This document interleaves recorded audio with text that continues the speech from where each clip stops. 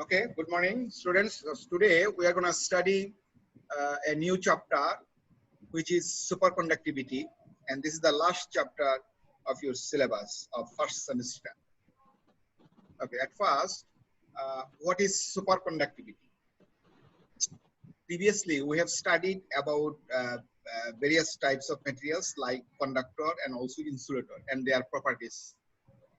If you remember, several weeks ago. Now we are going to study superconductivity. So now, at first, what is superconductivity? You see, there are some class of materials for which the electrical resistivity, uh, in case of some metals and sometimes some alloys, drops suddenly to zero. Drops suddenly. That's very important term. Suddenly to zero when the specimen is cooled to sufficiently low temperature. Often a temperature in the liquid helium range in the early superconductors, but nowadays even in liquid nitrogen range also there are some superconductors.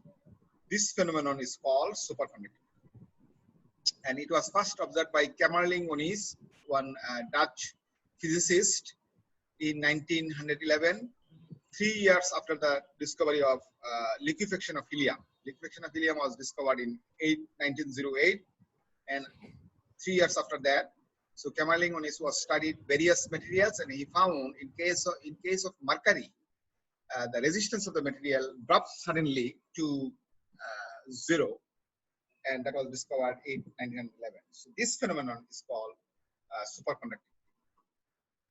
So you should remember one thing: the electrical resistivity, and it drops suddenly to zero. See, previously we have studied in case of conductor, we have seen that if you decrease the temperature, the resistance decreases slowly, and then if you are close to, if you are at absolute zero temperature for an ideal metal, the resistance is supposed to be zero.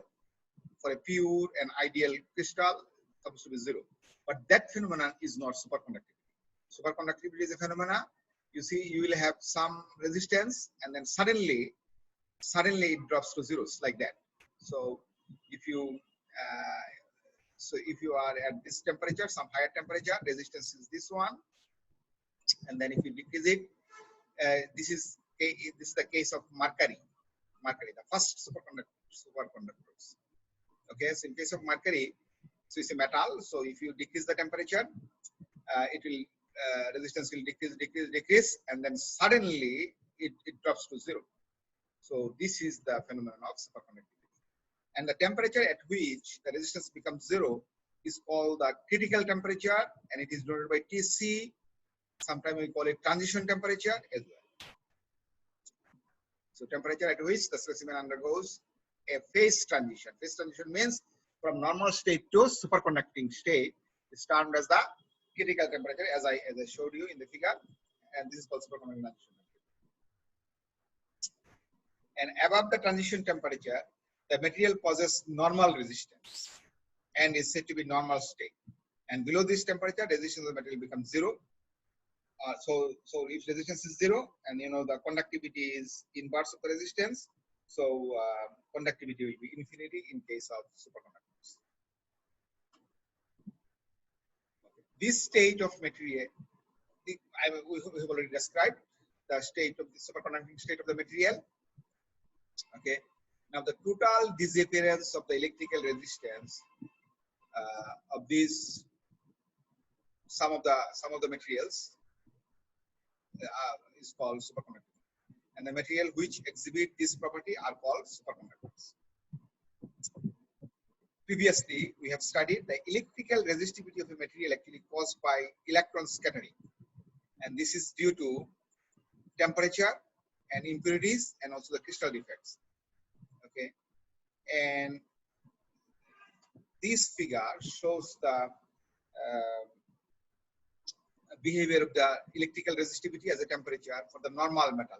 Look. So for normal metal, if you decrease the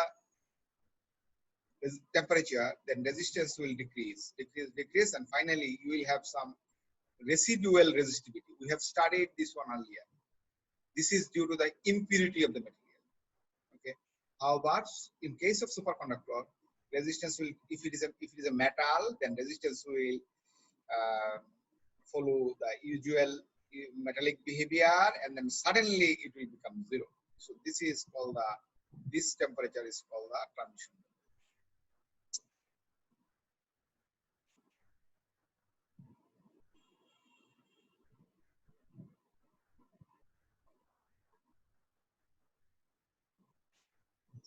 Okay, so now superconductors has got some special characteristics. So we are going to discuss this thing now. One important thing is persistent current. That means current never die away in a superconductor. So the electrical current in a superconducting state remains for a very long time. And this can be proved by placing a superconducting loop of a material in a magnetic field. And if you lower its temperature below the transition temperature and the magnetic field is removed, this causes a DC current in the superconductor loop, because there will be a change of flux, and you know that when there is a magnetic flux changes, then so electric current appears in the materials according to the Faraday's law of electromagnetic induction. And two scientists, File and Millis, determine the time taken by the supercurrent to reduce 1/8 of its initial value is more than 100,000 years.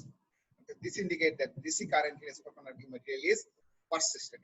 It persists forever. And it was found that superconductivity has been observed in metals having valence electron 2 or 8, but not for 1. That means monovalent metal do not show superconducting behavior. And another important characteristic is some good conductors of electricity like gold, silver, copper, and sodium, crystalline iron, ferromagnetic, and other antiferromagnetic materials. Actually, they are very good conductor, but they do not show superconductivity. Or their TC is very low. The material which possesses high resistance at room temperature, sometimes see the material possesses high resistance at room temperature. Sometimes it shows superconductivity at low temperature. Like you know, the oxides of the materials, their resistance is very high at room temperature, and sometimes they show insulating or semiconducting behavior. And if you decrease the temperature, their resistance will go up, and then suddenly the resistance will drop to zero.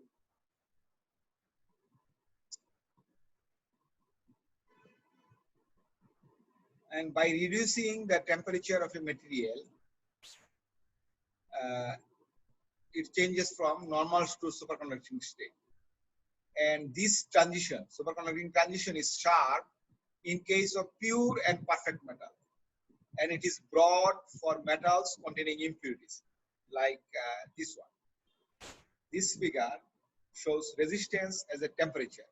Look at the scale of the temperature. So scale is 3.70 Kelvin to 3.78 Kelvin. It's a very small scale.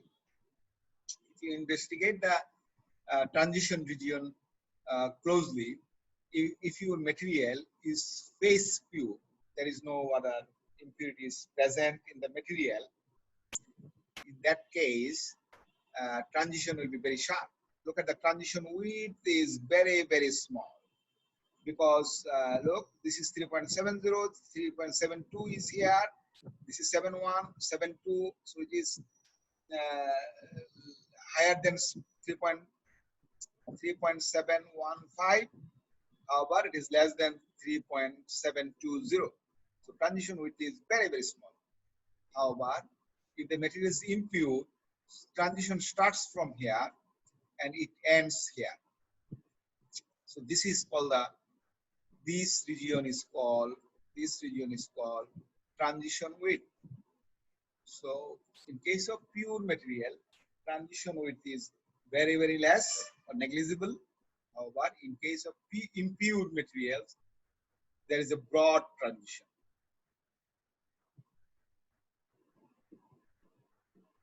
As I said, transition is sharp in case of pure perfect metals. However, it is broad for metal containing impurities, as I have shown in the figure. And there is another important effect in superconductor is isotopic effect.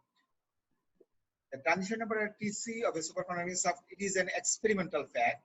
It was found that Tc varies with isotopic mass of the material. For example, the transition temperature of 3 isotopes of mercury is like, if we study that one, we have seen that the Tc is proportional to isotopic mass to the power minus beta.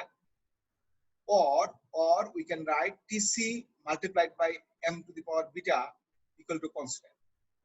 And for large number of materials, it was found that the value of the beta is half. So in that case, Tc multiplied by m to the power half is constant. However, deviation from this value have been observed for some of the materials, but it is inversely proportional to the isotopic mass.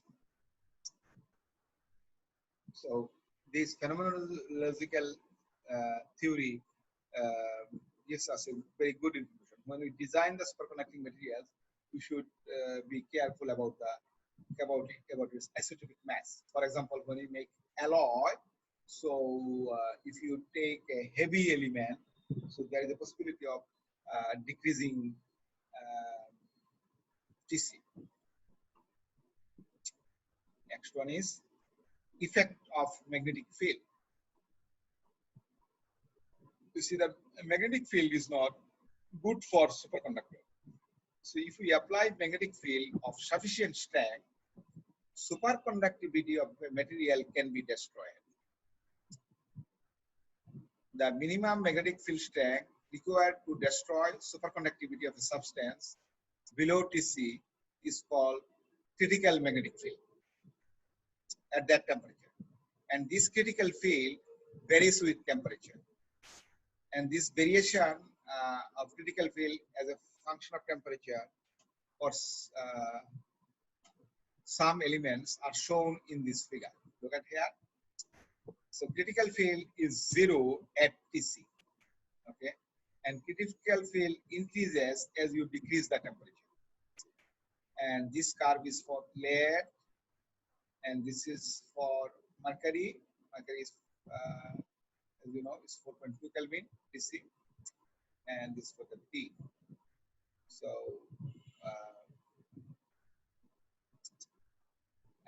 and at Tc, critical field is 0. Okay, and some other lower temperature, critical magnetic field increases.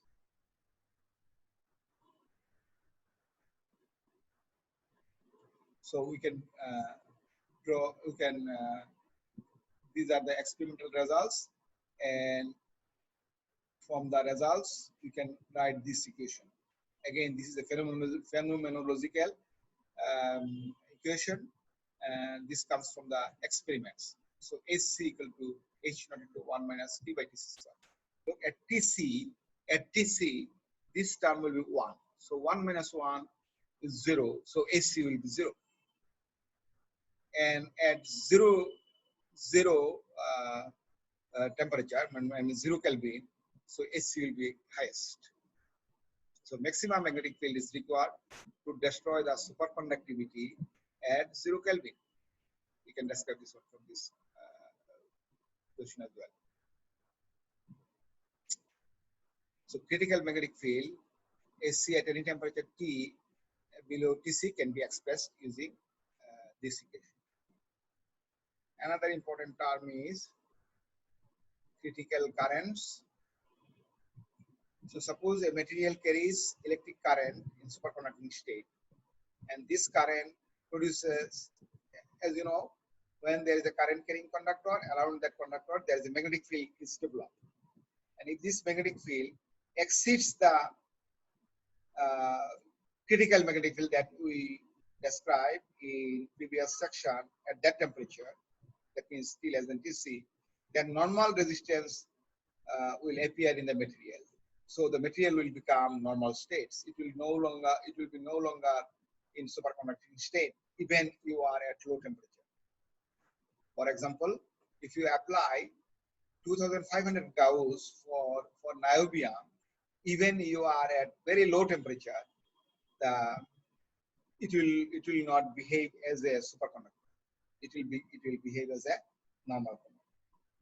That's the uh, worrying thing for scientists and engineers, because when the superconductivity was discovered, um, all engineers and scientists, they became very happy because they thought they can pass an infinite current through the conductor without being lost. However, the existence of this critical magnetic field actually destroyed their hope.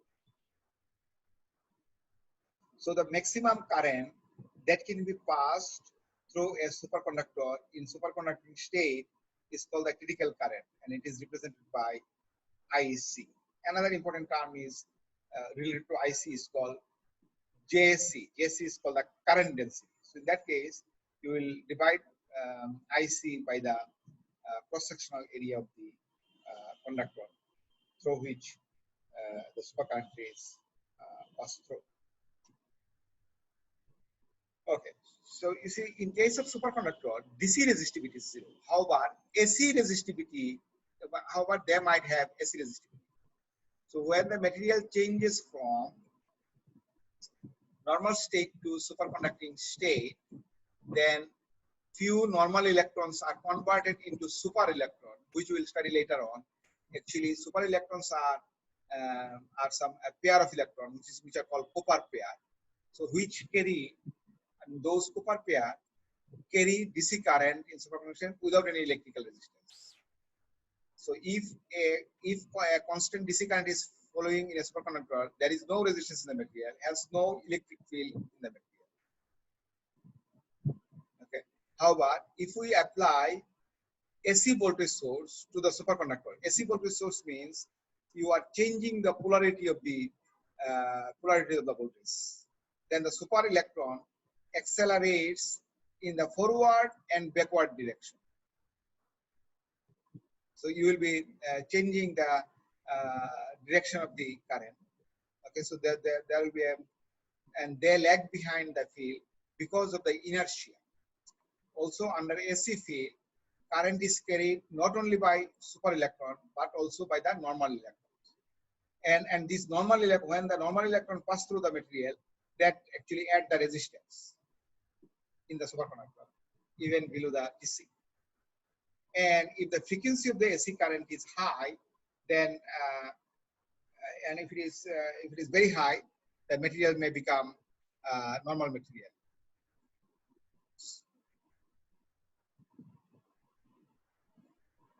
Because under AC voltage, electric field exists in the material that excites super electron to go into the higher states where they behave like a normal electrons. So you see the AC resistivity can be explained by, it's called two fluid model. There is a model called two fluid model. So in superconductor, there are some below TC. There are some below TC. In case of DC current, all electrons behave like a super electrons.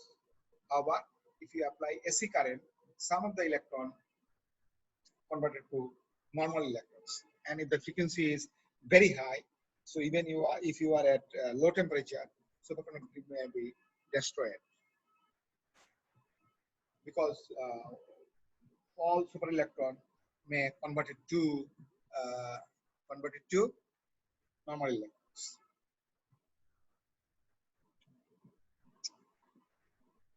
Now, what happened to the entropy of the superconductor? You know the entropy you have studied in your thermodynamics topic, that entropy is a measure of disorderness in the system. Okay, so by reducing, when you reduce the temperature of the material, it goes into superconducting state. Also the thermal vibration thermal vibrations decreases at low temperature. So therefore, the entropy of the material also be reduced. So in all superconducting material, entropy decreases as they changes from normal to superconducting state. The electron in superconducting state are more ordered than the normal state. So the as the superconducting state is an ordered state, its entropy is less than that of its in normal state. And the heat capacity of a superconductor at all temperature in normal state, the heat capacity of a superconductor is almost same. It is temperature independent. A sudden change in at all temperature in normal state, the heat capacity of superconductor is almost same. However, as you cool it below the TC, a sudden change in the heat capacity appear at the transition number. Again, in the superconducting state, heat capacity changes exponentially with temperature. This suggests that the existence of the energy gap at the Fermi gas of the material. Energy gap is represented by this figure. This is the Fermi level for normal materials, and this is the Fermi level for superconducting materials. So as you know that there can be some super electron and also the normal electron. So energy gap actually separate the superconducting electrons, that is super electron and normal electron. So super electrons lie below the energy gap and normal electrons are above it. And width of this energy gap is not constant. As we see in case of insulator or semiconducting material, energy gap is actually independent of the temperature. However, in case of superconductor, this energy gap is actually temperature dependent. In case of superconductor, the width of the energy gap at Fermi gas increases by decreasing temperature below TC. Or in other words, energy gap is the energy that requires to break the Cooper pair. As I have said, in superconducting state, electrons actually form a pair, Cooper pair, which we'll discuss later on. So to break the Cooper bond, electrons, you need some energy, and that energy is also all the energy gap. Thermal conductivity of superconductor. It has been observed that the thermal conductivity of a material in superconducting state is less than that of the normal state. And by applying sufficient magnetic field, a material changes from superconducting state to normal state. We have seen this one earlier. Because magnetic field is harmful for superconductor. Suppose you are in superconducting state. That means you are at a temperature below TC, and then if you apply magnetic field for a certain amount of magnetic field depending on the material will, even if you are at low temperature, material may become normal states. So in normal state, all free electrons participate in the thermal conductivity. Hence, the thermal conductivity is large. Whereas in case of superconducting state, the material have super electron and normal electron. As I have discussed earlier, the super electron will not participate in the thermal conductivity. So therefore, the thermal conductivity will be less in case of superconductor. And a sudden drop in thermal conductivity has been observed when a material changes from normal state to superconducting state at temperature below TC, the transition temperature. The thermal conductivity of T as a function of temperature in normal and superconducting state is shown in this figure. Look at here. This is the thermal conductivity and the temperature in absolute scale, and this is the TC around 4 Kelvin. So in the normal state means So below TC, normal state will appear if the applied magnetic field is greater than HA is greater than AC. So even if you are below TC, materials will become normal state, and the thermal, if you measure thermal conductivity, it will follow this path. However, in absence of field, so materials will be in superconducting state, and if you measure its thermal conductivity, so in superconducting state, thermal conductivity is less than that of its normal state.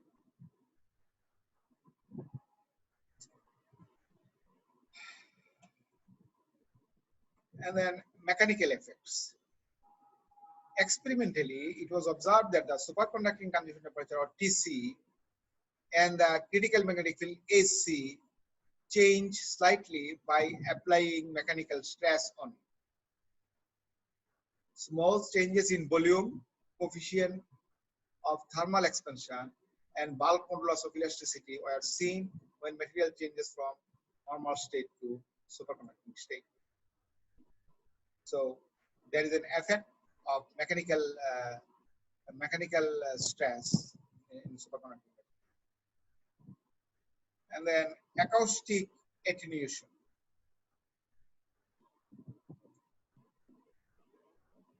When sound waves propagate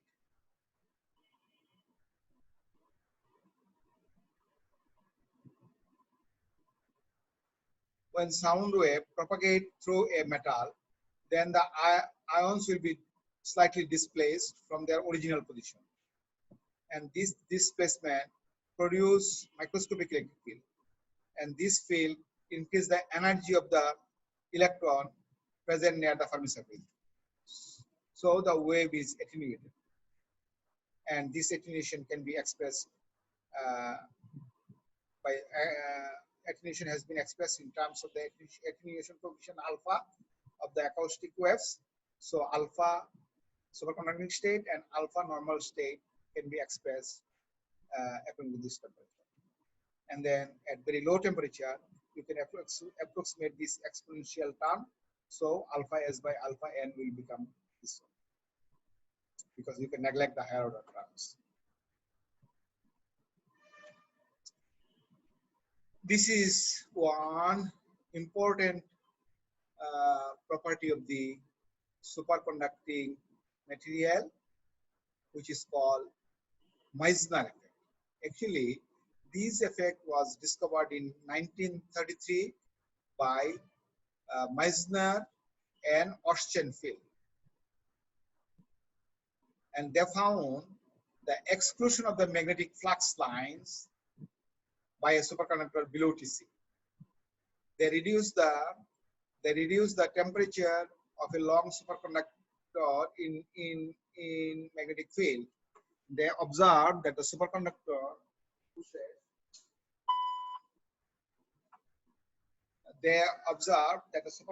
pushes magnetic lines of force out of the superconducting material at low temperature, like this. Okay, so if you have a superconducting material and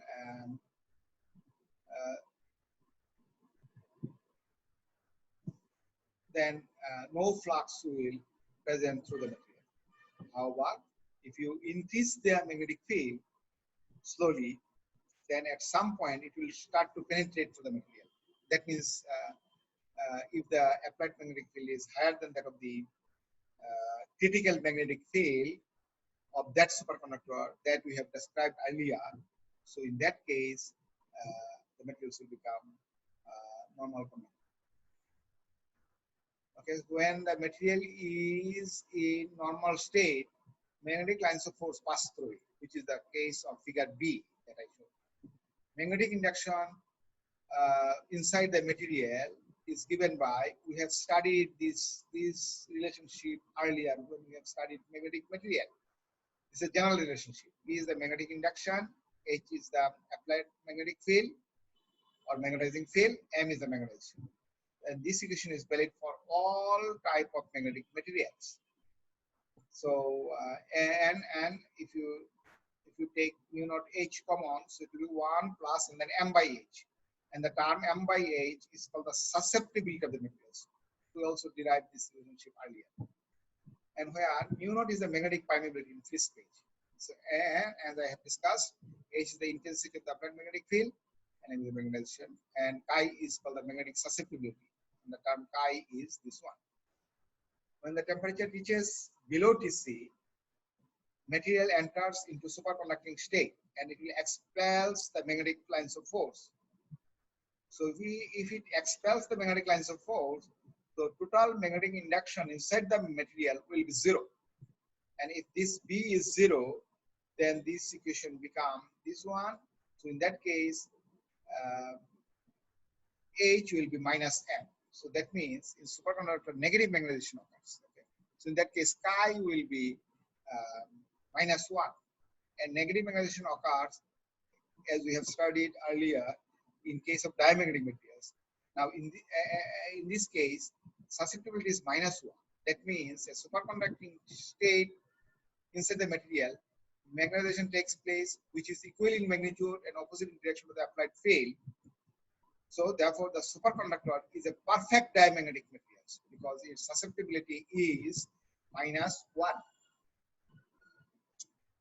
And the exclusion of the magnetic lines from superconductor when it is cold in magnetic field below its transition temperature is called Meissner, and it was discovered by Meissner and Ostenfeld long time ago in 1933. Okay,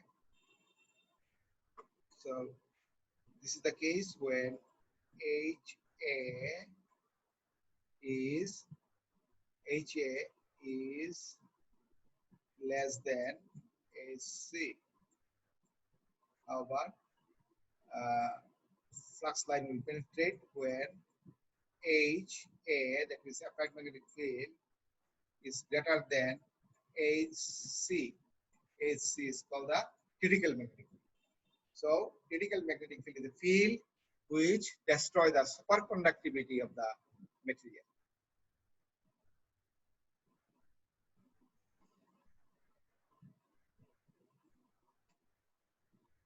And then the classification of this, depending on the critical magnetic field, this is also another important section of superconductor. Superconducting material can be classified as type 1 and type 2 superconductor. Divided into so two type 1, type 2 superconductor. In case of type 1 superconductor, if we increase the intensity of the applied magnetic field inside the material, opposing magnetization takes place of some applied magnetic field, and up to this applied magnetic field, for certain magnetic field, the material will become material is completely diamagnetic, and it is in superconducting state. As the applied field reaches the critical value SC, all of a sudden the magnetic force lines pass through the material, and the material changes sharply from superconduction to normal state, like this one. So if you increase the applied magnetic field, so it's the negative magnetization, minus M. So it will increase, and for when the applied magnetic field reaches to SC, so this is the below SC, it is in superconducting state, and above SC, it will become normal state. So the behavior of superconducting material having this type of behavior is called type 1 superconductor. That means for when the applied field is greater than SC, superconductivity will be destroyed completely. On the other hand, there is another class of material for which this negative magnetization or absolute pull of the magnetization, will be negative in this case. So you'll see this is the applied field and this is the negative magnetization. And if you increase the applied field, magnetization will increase in the negative direction. And then for certain, when you reach a certain magnetic field, which we termed as SC1, magnetic field lines will start to penetrate through the material. This is called the first critical magnetic field. However, still it will be in superconducting state, and superconductivity will destroy in presence of some high magnetic field, which is termed as SC2, and then superconductivity will destroy. That means below SC1, the material will be in superconducting state, and above SC2, materials will be in normal state. However, in between SC1 and SC2, the material will show some mixed states. So in this state, uh, superconducting and normal state coexist. That means the materials will have normal electron as well as super electrons. This is called a mixed state or vortex states. So this vortex state is very important because you can engineering this vortex state by, there are a lot of parameters of engineering these states, which is described in this slide. The phenomena of the behavior of type 2 superconductor. So type 2 superconductor was discovered by Shubnikov in 1930s. The critical magnetic field C2 for type 2 superconductor is of the order of 10 Tesla. You see that AC2 is very high. So the AC2 is called the upper critical field, and AC1 is called the lower critical field. Type 2 superconductor with a large amount of magnetic hysteresis are called hard superconductor. And type 2 superconductor are alloy or transition metals with high value of critical.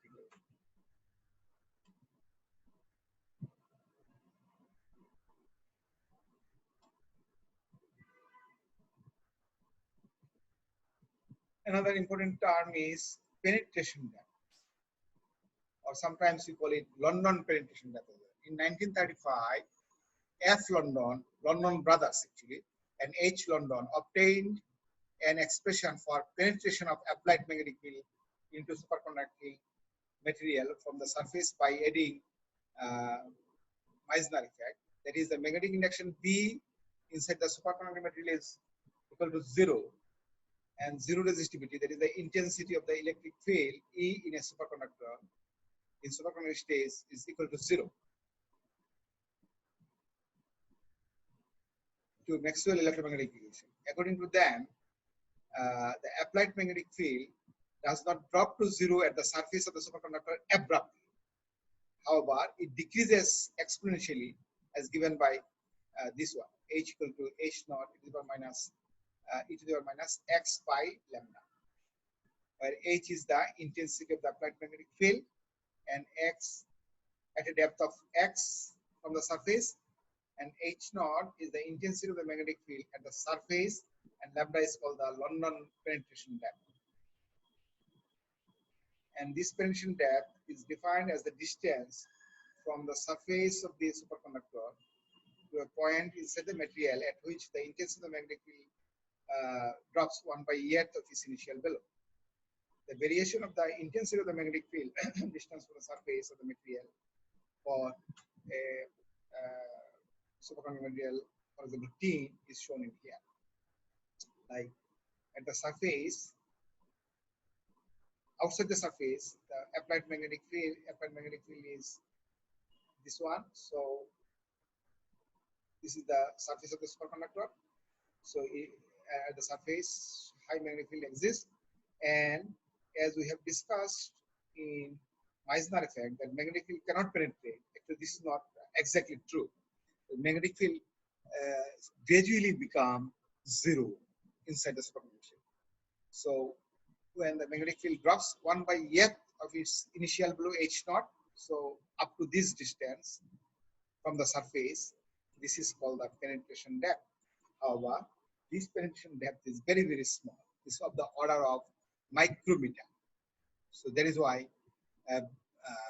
if we say that there is, as this is very small, so like in case of Meissner effect, we said that there is no flux inside the superconductor. However, the exact thing is there are some magnetic field actually penetrates few atomic level on the surface of the superconductor, and this is called penetration depth. And this penetration depth is also a function of temperature as well below Tc.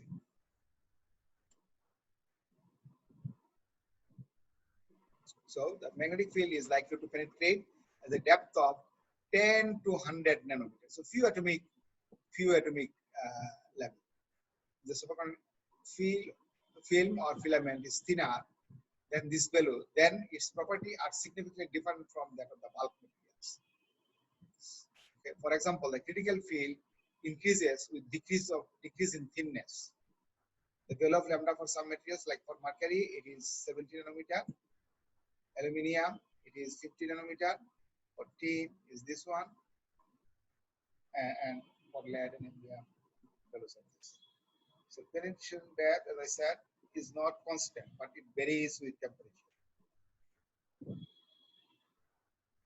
as shown in this figure. It varies with temperature. So near the Tc, penetration depth is very high, and well below Tc, penetration depth is less. So the temperature dependence of penetration depth can be expressed by this equation: lambda equal to lambda naught divided by 1 minus T by Tc to the power 4 and then square. Lambda naught is the penetration depth at 0.